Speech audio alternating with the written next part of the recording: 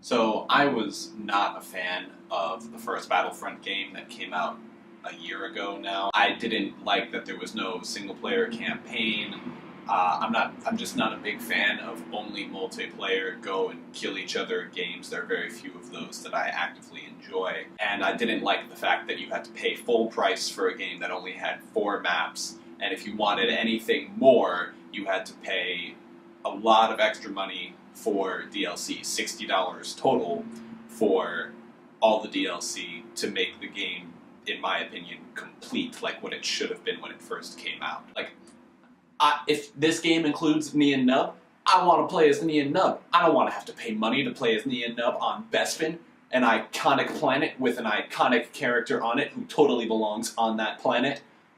So, Battlefront 2 doesn't have Nien Nunb, which is a downside. But after seeing some trailers, some gameplay footage, and after seeing IGN's newest video, 9 new things included in Star Wars Battlefront 2, I have to say I completely understand the hype for the game. So let's look at some parts of this IGN video and discuss the new things that are being included in Star Wars Battlefront 2, which I am super excited for. Players of the first Battlefront lamented the lack of a single-player campaign, and its sequel seeks to remedy that. In a story spanning 30 years, Battlefront 2 flips the coin and follows the dark side.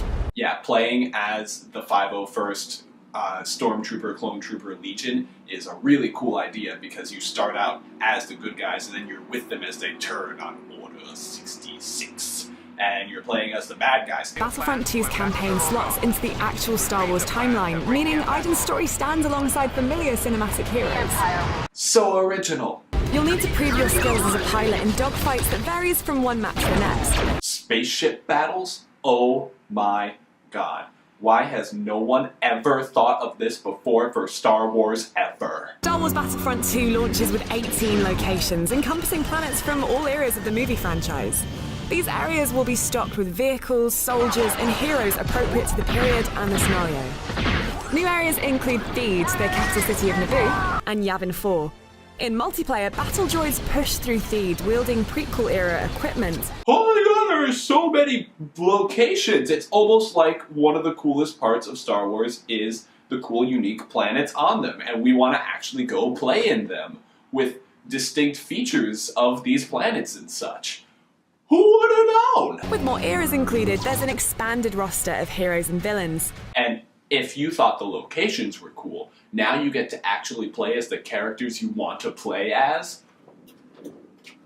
Genius. Players now select from one of 4 new classes every time they spawn into a match.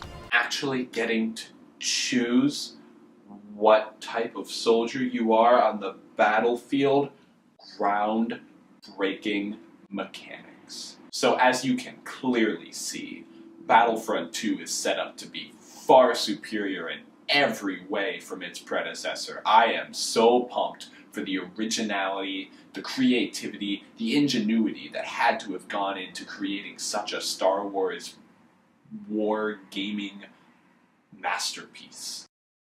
The graphics might have decreased in aesthetic value a little bit, but I would take that over crappy gameplay any day.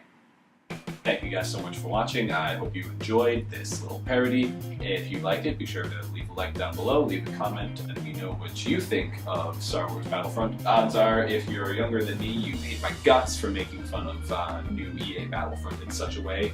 Odds are, if you're my age, you're like, hell yeah, nostalgia, the good old days. Odds are, if you're older than me, you have no idea what just happened, so I apologize. Alright, have a good week.